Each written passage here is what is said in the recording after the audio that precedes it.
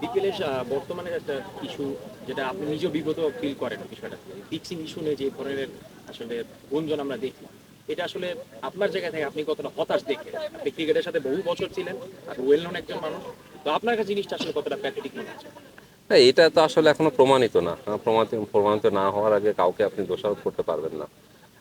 So আগে প্রমাণিত হোক তারপরে। কিন্তু গুঞ্জন ওঠাটা ভাই একটু বিপিএল এর মানের জন্য একটু পিছিয়ে পড়া কিনা, যে আইপিএল পিএসএল এর কথা যদি বলি সেক্ষেত্রে বিপিএল কিন্তু একটা সময় ওই মানের ছিল, কিন্তু বিভিন্ন কারণে হয়তো পিছিয়ে পড়েছে। কিন্তু এখন যে যে গুঞ্জনটা উঠছে ফিক্সিং এর, এটা আসলে বিপিএল কে একটু পিছিয়ে দেয় কিনা বর্ষিক আসরের তুলনায়? না, আমি আমার জায়গা থেকে বলবো যে এই গুঞ্জনটাও যেন মিথ্যা হয় আর কি। তাহলে সবার জন্য মানে মঙ্গলকর, ক্রিকেটের জন্য মঙ্গল। এবং আশা করি দিন শেষে সেটাই হবে। তুষার ভাই, আমি একটা কোশ্চেন করতে চাই। আপনি লম্বা সময় খেলেছেন, ঘরোয়াতে খেলেছেন, বাংলাদেশের ঘরোয়া ক্রিকেটের অন্যতম সেরা ব্যাটার আপনি, অন্যতম সেরা ক্রিকেটার। তো একজন ক্রিকেটার হিসেবে আসলে এটা কতটুকু কষ্টদায়ক যে আসলে যখন কোনো অ্যালিগেশন যখন আসলে প্রমাণিত হয় না, তার আগেই সোশ্যাল মিডিয়ায় আসলে ভাইরাল হয়ে যায়। তারও নিশ্চয়ই পরিবার রয়েছে, তারও নিশ্চয়ই আসলে ওই ব্যাপারগুলো থেকে খারাপ লাগে। আপনি নিশ্চয়ই জানবেন আজ সকাল থেকে একটা মানে খবর প্রচারিত হচ্ছে যে এনামুল হক বিজয়ের ব্যাপারটা, যে তার বিপক্ষে অ্যালিগেশন হয়েছে, যেটা আসলে এখনো প্রমাণিত নয়। একজন ক্রিকেটার হিসেবে এটা আসলে কতটুকু আসলে কঠিন আসলে মেনে নেওয়া, বা যখন তার বিপক্ষে ওই গুণটা এখনো প্রমাণিত হয়নি? মানে যাকে নিয়ে বলছেন আসলে তার কষ্টটাও দেখতে হবে। মানে তাকে এইভাবে আসলে যদি মানে প্রমাণিত না হওয়ার আগেই যদি দোষারোপ দিয়ে দেন, তার দোষ কাঁধে তাকে নিতে বলেন, আসলে খুবই কষ্টদায়ক আসলে।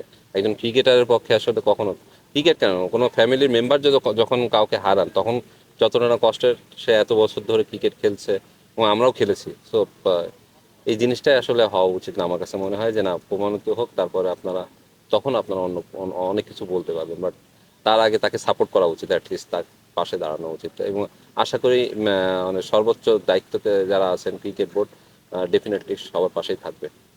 হ্যাঁ, আপনাদের দলেরই একজন খেলোয়াড়ের নাম উঠে আসছিল আর কি, সেই বিষয়ে আপনি কতটা জানেন আসলে, বা আপনাদের টিম থেকে কি কোনো এটা অ্যাকশনে যাবেন কিনা? আপনাদের মাধ্যমে শুনছি আসলে, আমাদের তার আগে তো শুনি নাই আমি আসলে। এটা ওই হচ্ছে সোশ্যাল মিডিয়াতে দেখেই আর কি শুনেছি।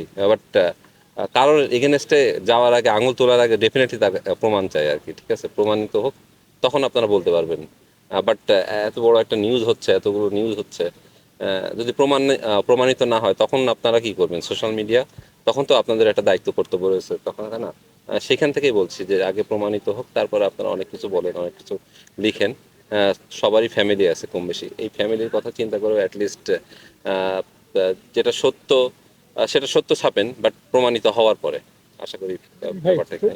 সরি, প্রমাণ যদি না হয় যে তারা ফিক্সিং করেন, এমনটা যদি প্রমাণ না হয়, সেক্ষেত্রে ক্রিকেটাররা তাদের কাজটা কি? তারা কি এটার এগেনস্টে তারা কোনো কিছু করতে পারে কিনা, বা আইনের দ্বারস্থ হতে পারে কিনা, যে তাদের কোনো কিছু প্রমাণ হওয়ার আগে যেভাবে সোশ্যাল মিডিয়ায় মানে ছড়ালো, এই ব্যাপারে ক্রিকেটারদের স্ট্যান্সটা কি? একটু করি, সেটা হচ্ছে শুধু ক্রিকেটারদের নামই না, টিমের নামও আসছে এখানে, টিমের নাম আসছে, টিমের ম্যানেজমেন্টে যারা আছে তাদের নাম আসছে।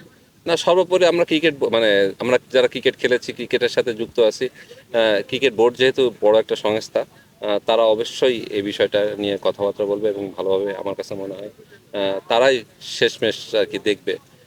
এবং আপনাদের কাছেও রিকোয়েস্ট থাকবে ডেফিনেটলি, আমি যেটা বললাম আর কি, যে প্রমাণিত না হলে সেই ক্রিকেটার কি করবে?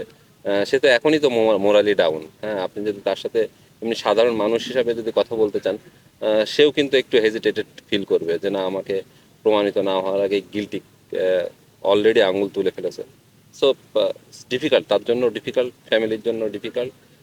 Obviously end of the day আমার কাছে মনে হয় যে না, ক্রিকেট বোর্ড এটা ভালোভাবেই